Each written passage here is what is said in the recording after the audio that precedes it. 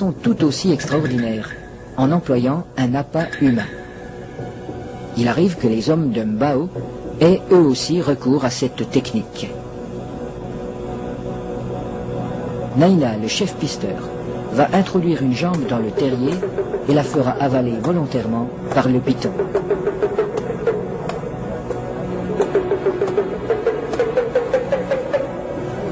Il est indispensable de posséder le remède qui a été fourni par le sorcier.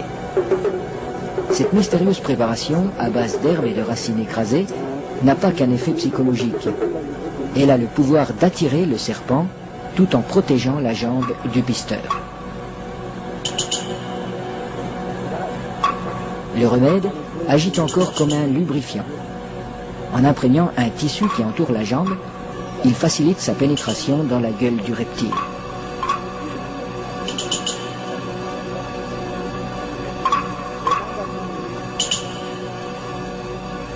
La jambe appât restera en principe intacte, car le python avale simplement cette proie qui vient à lui.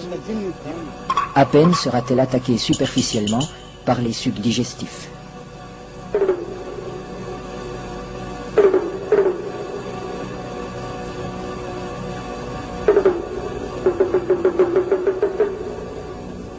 Cette chasse n'est pas sans risque. Un python particulièrement puissant pourrait entraîner l'homme dans son repère. La jambe restée à l'extérieur limite ce danger, mais le pisteur court le risque d'être désarticulé.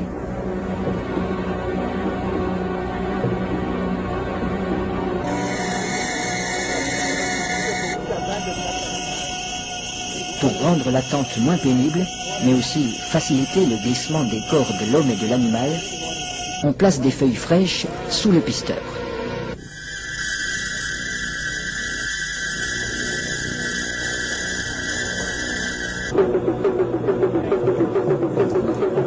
Sa jambe est déjà avalée au-delà du genou quand il commande qu'on le tire en arrière.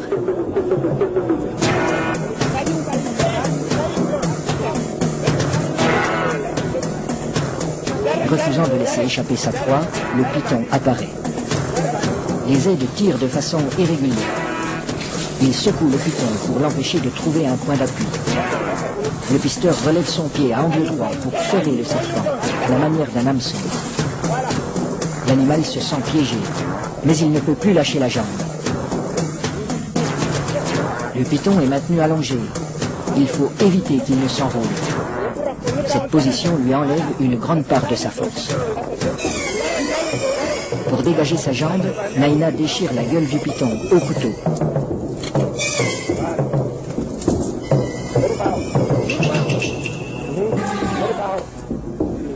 Puis, il lui tranche la tête. Les autres pisteurs relâchent progressivement le serpent. Dans un premier temps, le corps décapité reste inerte. Puis apparaissent des ondulations nerveuses de plus en plus puissantes.